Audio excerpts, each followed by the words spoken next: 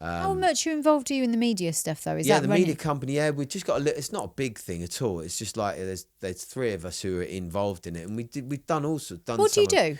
So we do. It's creative process. So we come up with ideas, shoot documentaries, commercials, social media stuff, content. Yeah. Also, we've done AI stuff. We've Wow. done AI videos. Done my wife's AI. I saw that. Yeah. We've done all sorts, like Yeah. visual stuff, photographs, everything. Just. Did you do different a whole things. music video with AI with her? Yeah, and we superimposed her in as well, and we did So other stuff. so as well, there's a mixed it video all in. out there with her. Yeah, that's all AI. It's, systematic overload on YouTube. Go and have a look, kids. We should probably say who she is actually. Oh, Beverly Knight. Beverly Knight, yeah, because we've so, just yeah, we've not said that. very So if lucky, you want to yeah. find it, that's Yeah, where it is. sorry, yeah. Check out Beverly Knight's systematic overload on YouTube, and So, but it's been fun, but it's now the most meaningful out of my life. It really Yes, is. that's but why I've had fucking some mad ups and downs. You know, as I say, I lost 700 grand. 700 grand. Yeah, and that was everything I had. I mean, that must have been. I suppose before we wrap it up, we probably should touch on that because we mentioned that it's one of the biggest causes of suicide. Yeah. For men. We haven't even got into the other dark shit. We'll leave that for another time. Well, no, we'll get there. No, that's the other shit is really dark. Well, I think we can't now not talk about that. But again, that's all stories, and that's manifestation as well. This other stuff, but the money stuff, the money stuff was my scarcity mode. Right. 100%. Because you had a poor relationship with everything. So I grew up getting told there's not enough money, we can't do this, money doesn't grow on trees, blah blah blah blah blah. And it's not my mum's fault. She was struggling. My dad didn't pay anything. You know, she married someone else who was a fuckwit as well. And she just worked hard. My mum was an amazing woman. Always told us we could be whatever we wanted to be, and she was right.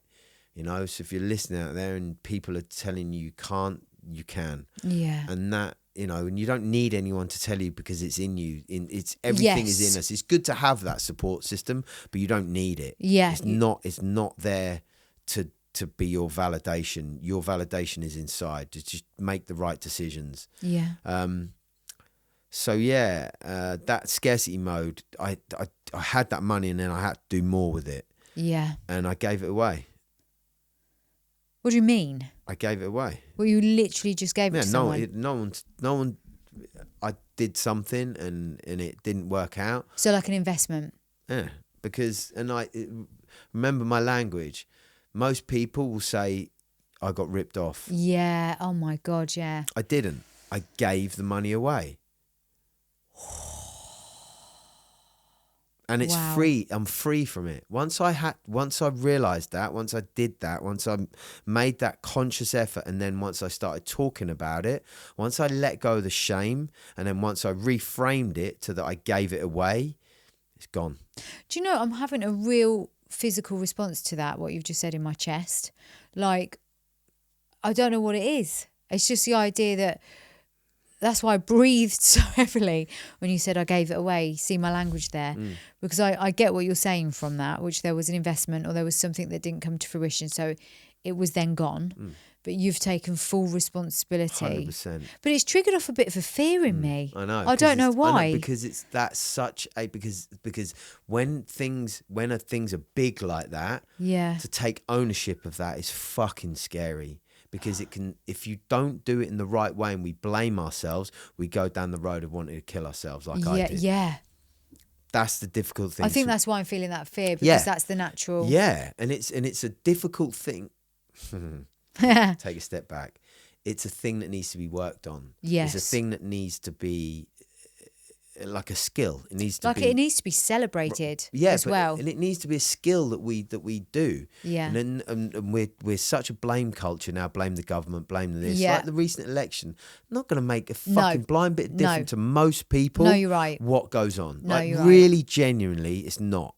So it's great that things are going to take a shift, but there's going to be just as many things that suck as well. They're going to make just as many bullshit promises and lies and fuck. Anyway, but that's the end of my fucking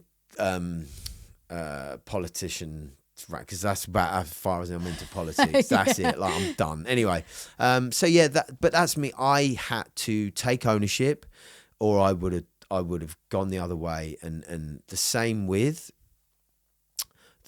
probably the darkest thing that's ever happened to me. And I'm not going to go too much into detail, but I got a phone call one day when I had my gym from some gangsters trying to extort money from me. And I, instead of going to the police, I trusted someone to help me kind of deal with it. And it was the wrong move. But here's the thing. When I was young, I wanted to be a gangster. That's what I used to say. And even though I wasn't when this happened, and I was better, you know, I was on my path. I wasn't in any dealing drugs, doing anything naughty, but my attitude, my mindset was still a bit like I'm a geezer, like you know. And that's what I've learned, to not have that mindset of like, and it was a bit murky still. Yeah. And the energy was a bit murky. You know, I was a fighter. I wanted to. It was all a bit like.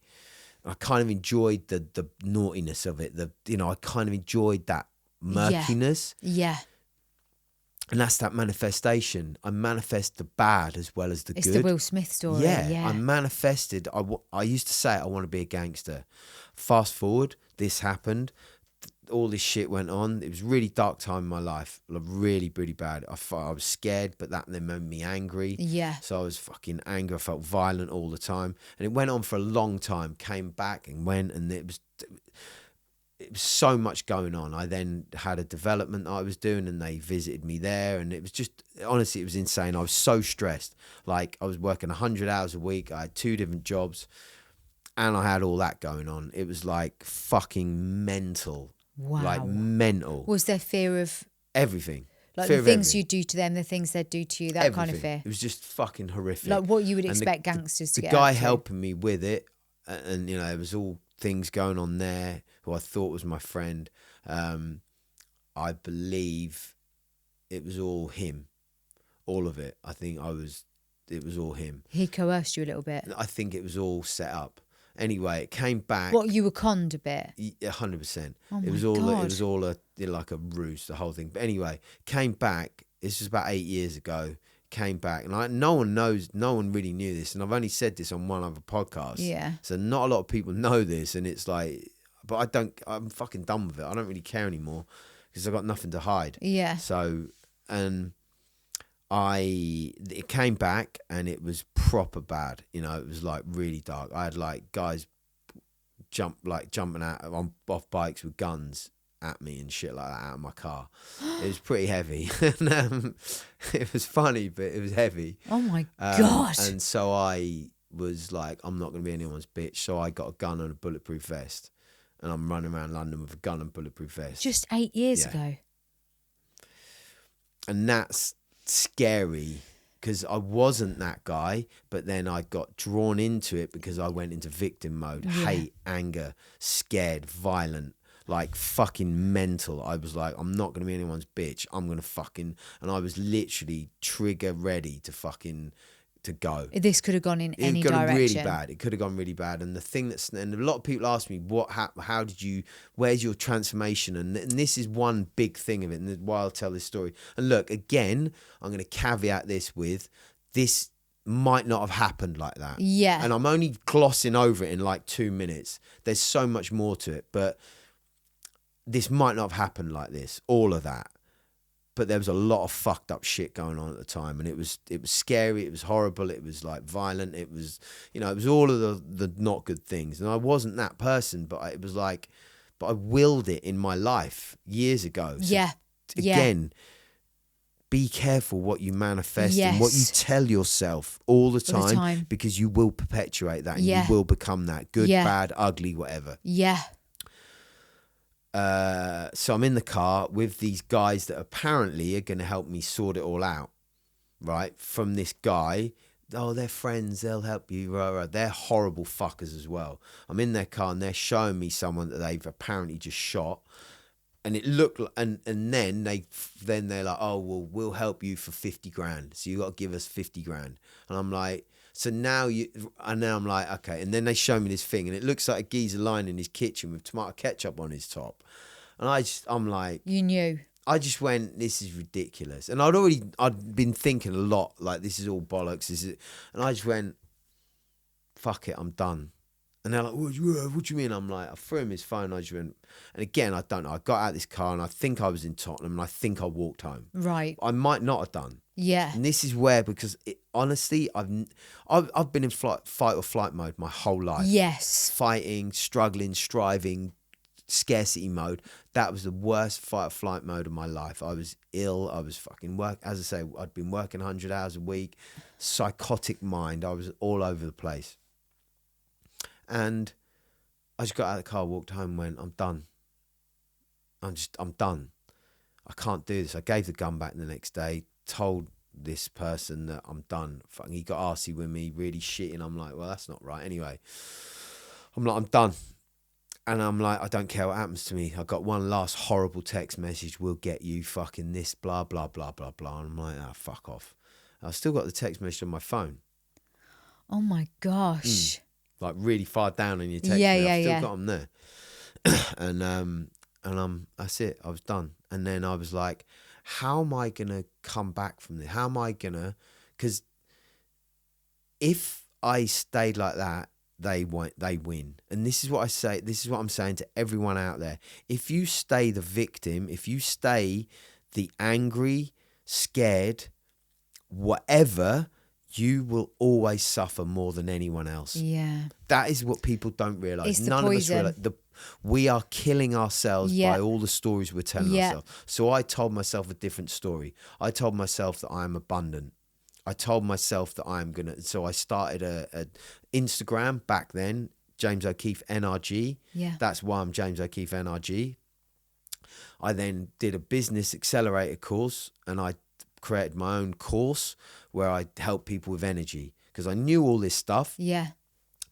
And I did it. And I made this course and that was like, I had to then put it out there. Yes. That was the thing. I was so scared. When my phone rang at night, I used to get fucking traumatized. So even now, not that I feel it anymore, but I have my phone on silent all the time. Oh, I do actually. I find phones really intrusive. Right. So I think that's still part of that. But that's part of your, because there was so much. So that was the rebirth, if you will, of me. And that was like, I'm not going to let them win and I am going to fucking be the abundant person. And that's the journey I've been on. And that's why I'm trying to do what I'm doing and why I try and give the message of people that you can be better than you think you are or that people have told you you're not. I mean, all the pieces of your jigsaw puzzle so far as separate pieces are quite a lot. But when you put them all together, that jigsaw, the picture is just layered with story. We use the word story after story after story after story. Yes, some of it may be slightly exaggerated or underplayed or disassociated. Of There's course, probably loads. Like there's so many different ways that. But ultimately, the story that you feel in your body, the instinct, the intuition, and the cellular responses in your body as a result of those stories, be it that you've remembered them exactly as they were or not, your body keeps the score, as you said earlier. So your body will have a record of all of this. And that's why when we talk about breath work, we're detoxing our system when we use breath work. We're detoxing those cells, not only when we're doing breath work, but when we're doing cold water, when we're moving our body. You don't need to be an MMA fighter or no, you really don't. You just need to move. Yeah, we be careful of that as well as me, particularly for men. Don't. I was an MMA fighter because I still hated myself. Yeah. I didn't care about being punched in the face or hurt. It was a form of self-torture. And we do that as men, particularly. And I'm talking about men because I'm a man. I don't know with women, but I think you still do the same. Oh, we do, We put ourselves through stuff. And it's not from a good place. It's from a place of scarcity, not abundance. And sometimes self-hatred. But that's scarcity. Yeah, of course. So for me, that is scarcity mode. Anything we do that is less than... It's scarcity. Scarcity mode. Yeah. Abundance is doing something because it nourishes us. So when I train now in the gym, it nourishes me. When I lift weights or whatever I do, it's with a smile. It's with love. It's with good breath. Yeah. It's not with... it's with... It's the flow. Smile. It's those flow. Last 2 reps. I still train hard. I'm like still a savage. Yeah. But I'm like, I train, it's with love and light and energy. And Do you know, that reminds me of one of my beautiful clients, Adam, who is got MS. Oh, wow. And he's been struggling with being disabled. And we do a lot of work around varying things. He's got an amazing career, a really phenomenal career. He's a creative. He's a legend. Yeah. And I taught him to do, I didn't teach him actually, I encouraged him and introduced him to heart, mind, coherence meditation. Okay. He then went on his own journey, to give full credit, to find the meditations that work for him. And he would sit in his car before he'd go to the gym because he'd lost a lot of power in his legs. And he'd do this heart, mind, coherence meditation. And then we were using EMDR in our sessions. And so we'd bring in some of the work that we'd done in EMDR and just sort of layer it into that meditation until he kind of had his own bespoke one. And he'd go into the gym and he'd start to push 20 kilograms more than he'd ever done before. And and it's like he was power lifting and he was doing all of this stuff, which I'm not saying it's cured his disability because you can't, but what it did. Well, there's some people that say you can. Mentally. There's you go back and there's. All right, let's look at.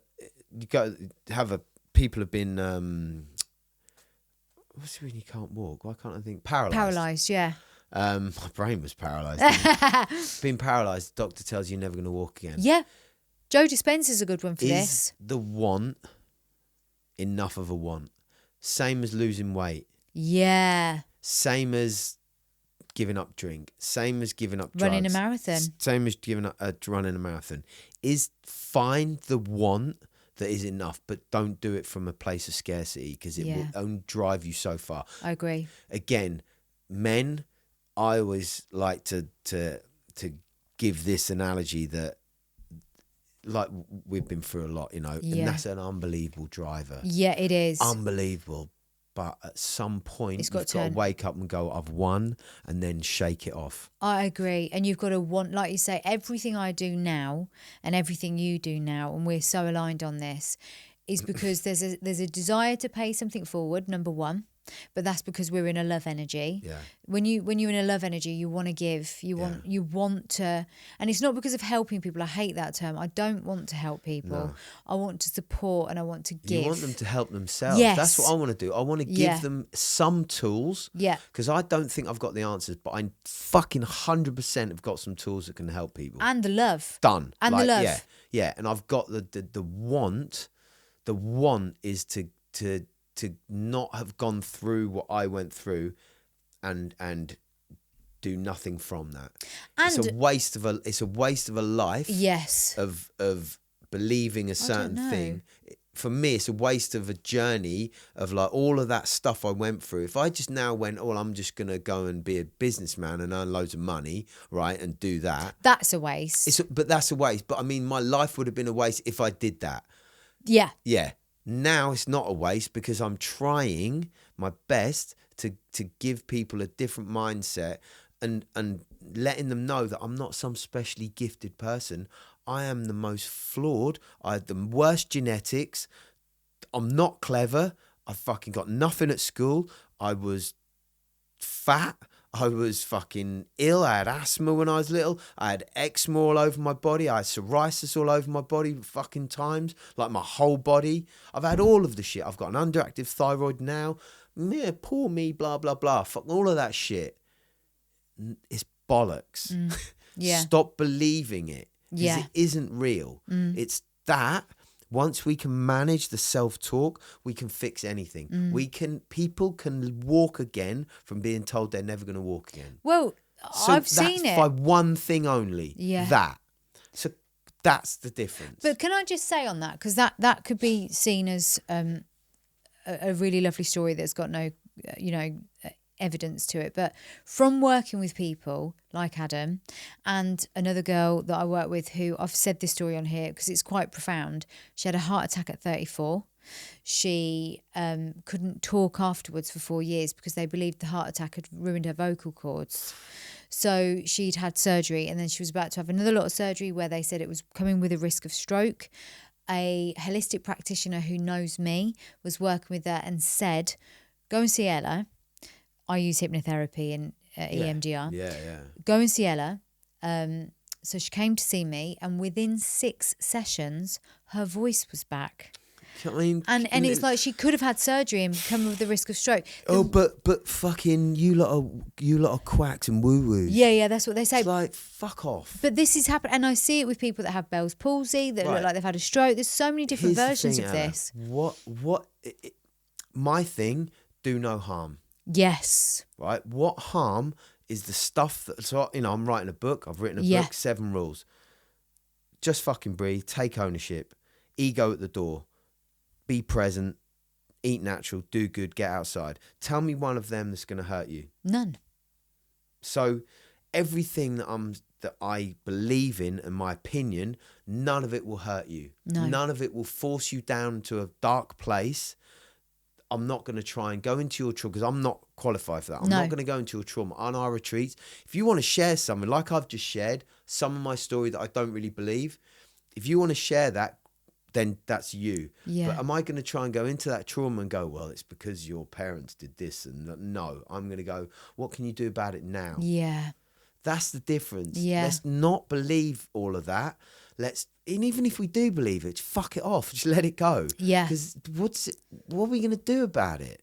Well, this is where some of the work's really important because whether you're looking at, and I combine the hypnotherapy, also the EMDR trauma work with things like ancestral healing, understanding generation, you'll get like this fluid experience. So cool, yeah. And it's tailored. It's honestly, it's so, and in fact, I'd call it hypno-bilateral because you start with hypnotherapy. So you start with and for those that don't know what hypnotherapy is, it feels very much like a guided meditation to begin with. Yeah. But then you're using other tools within just that. Go a bit deeper. A bit deeper.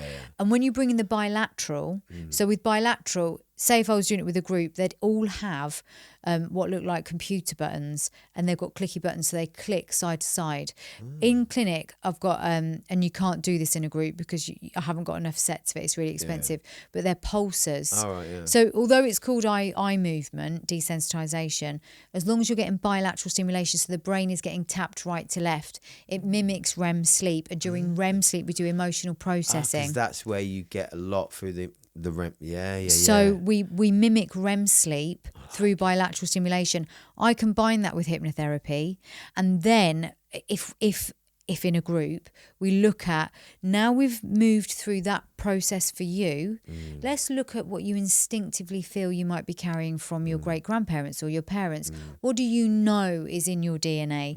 What do you feel instinctively might be there? If you've not got your birth parents or your birth family because you've been adopted, what do you instinctively feel that you're holding on to that doesn't belong to you? I know I was mine is warrior. Yeah, I know, because I've fought my whole life, and I know that there's someone in your ancestry. Now, I thought I just had a vision of me with a fucking massive broadsword. Yeah, like massive, with like loads of hair. Like, Well, yeah, and I know, and that's why I called it unguarded warrior. Yeah, but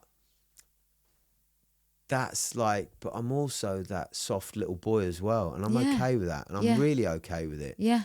And it, I suppose we all fight it sometimes, and that feminine side, and that's part of it as well. We have to let that feminine in. Yeah, we have to understand sure. It's okay to be a bit feminine sometimes, and that's not going, making jokes about, that gay, that's not what feminine is. No, feminine is just being loving, kind, open, vulnerable. Yeah, because trust me, if you can be all of that and be the warrior inside, that women see it like it's magnetic, really. Right. And women, if you want to go and like pull some fucking really hot women, go and fucking do some work on yourself. Yeah, man. for sure. You know what I mean? Go and get your nervous system calmed down and regulated, and be, because you will get the energy you put out, and you'll get that in a partner. Yeah, you will. So even though when I met Bev, I was a bit all over the place, I must have had an energy, and I don't know how, because I was on that journey. I was getting better. I was trying to be a better man. I really was. Yeah. But I was still in that, I was going out, getting pissed, doing a bit of gear, and, like, I was still trying to get around, move around too many women and stuff. Yeah. Still my wounded little boy, but I met Bev and I was like, hold on a minute. I can't not be with this person. Yes. And I didn't know whether it could work or what was going on. I just didn't. But I just knew that I couldn't not be around that person. That's the language I used to use as a protection. Yeah. And I used to say to her, I can't promise you anything, That was Yeah. my other thing, because my dad used to promise loads of things Yes. to me. And now I say, I promise I'll love you. I will, you know, because I don't have to hold on to that pain, because Yeah.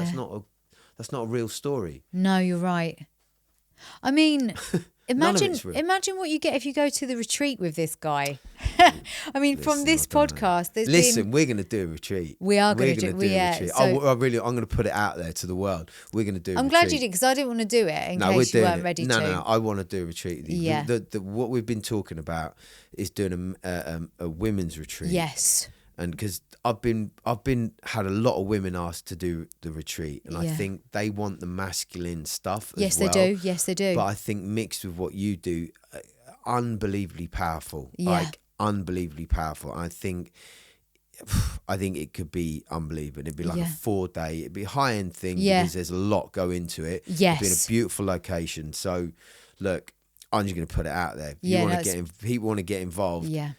Shout us out. Well, we've kind of got it all written up, haven't we? We know what we're going to do. We'd obviously need to prepare it, but we're ready for it now, aren't we? Mentally, emotionally, physically, pretty much. All day long. You know, and I've been doing it for 3 years. I've got, you know, like, you know what you're doing. Oh, yeah. I mean, I've been doing this for 20 years. Yeah, I've got the system at the retreat. Yeah. And then it's just the food, which will make it beautiful. And it will be beautiful. And I think the thing is with these things, when we talk about retreats, people think about pampering and stuff.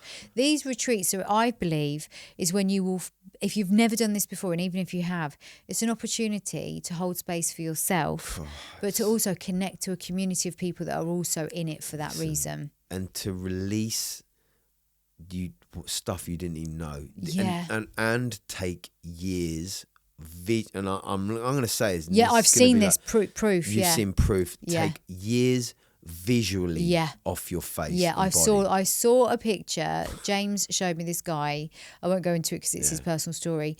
But at the beginning of the retreat, and then like 4 days later, 2 days later, he genuinely looked like a completely different human. He is an amazing human being. I'm not going to say who he is. He knows who he is if he listens to this. And I love him. And he's like, I love my guys. Yeah, I know you do. I genuinely do. And even though some of them only spend a weekend with, I love them. I know you do. And it's so, and I feel I'm so honoured to be able to do it.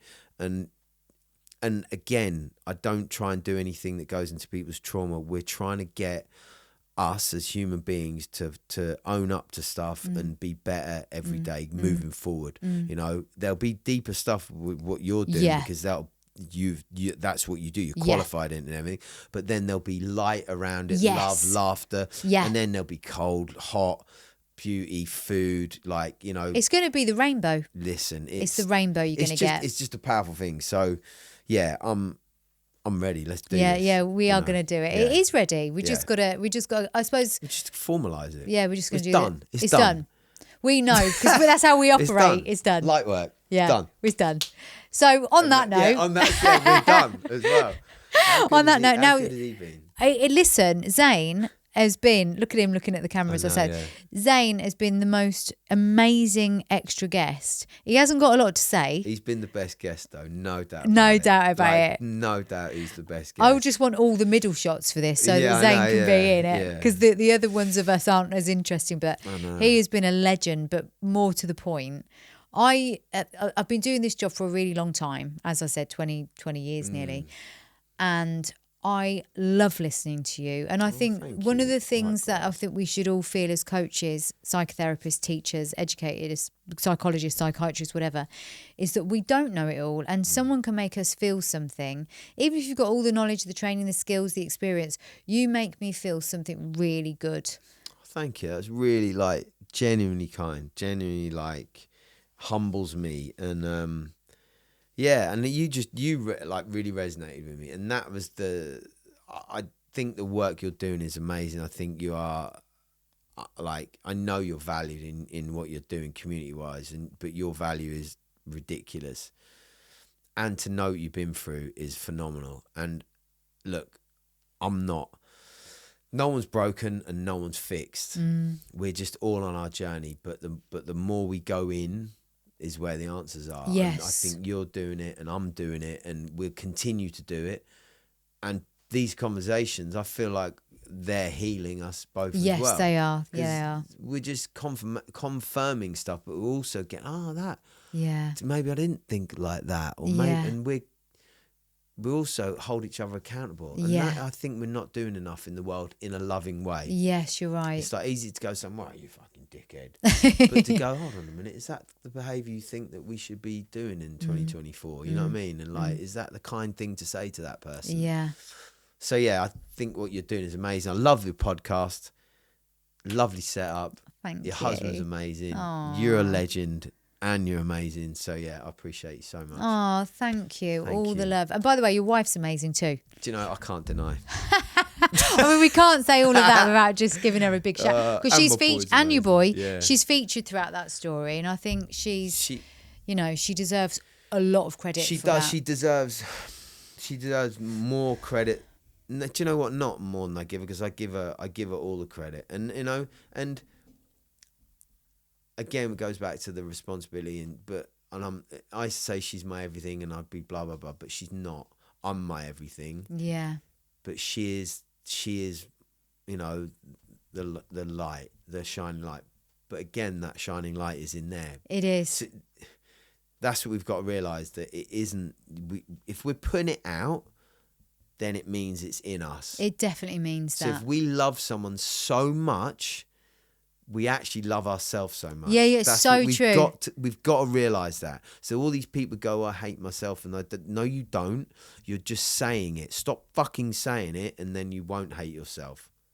Do you know what? I've just got this lovely visual of like Beverly standing opposite you and you standing opposite her, and then this lovely light from your heart to hers just going back and forth, like a little almost like the Star Wars, the light stick, what they call it. You know what I mean? Lightsaber. Yeah, it's like it's going between back, the two of you. Yeah. It's so lovely what you've just said. Thank you. Yeah. Well, just, you know, is what it is.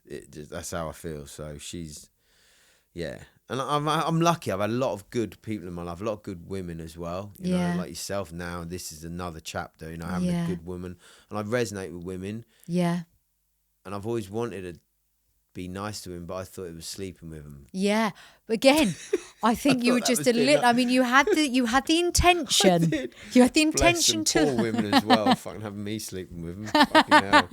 Can't The be a good thing on intention was anyone. there. The action may not have matched your intention. Yeah, trust me, the action was no. But anyway, on that, we'll leave it there. Appreciate it, lovely. Oh, thank you. Right. Oh, what? The best. Boom. Thank you. I appreciate you so much.